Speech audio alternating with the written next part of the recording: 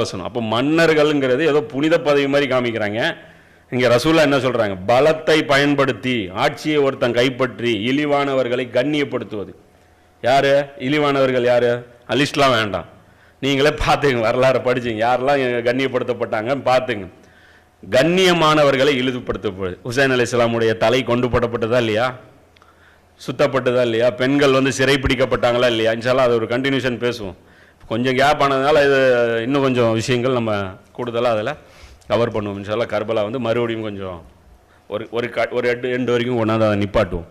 அது full story. அதாவது யசீது என்னாச்சு, யசீதோட அந்த சப்ஜெக்டை முடிப்போம். இப்போ பலத்தை பயன்படுத்தி ஆட்சியை கைப்பற்றி அந்த மாதிரி செய்யக்கூடியவன், அல்லாஹ்வுடைய காபாவின் கண்ணியத்தை பால்படுத்தியவன், என்னுடைய அஹ்ல பைத்தின் கண்ணியத்தை பால்படுத்துபவன், என்னுடைய சுன்னத்தை மதிக்காமல் அதை கைவிட்டவன். இதில் 4 யசீதுக்கு ஃபிட் ஆகுது. இதில் 4 விஷயம்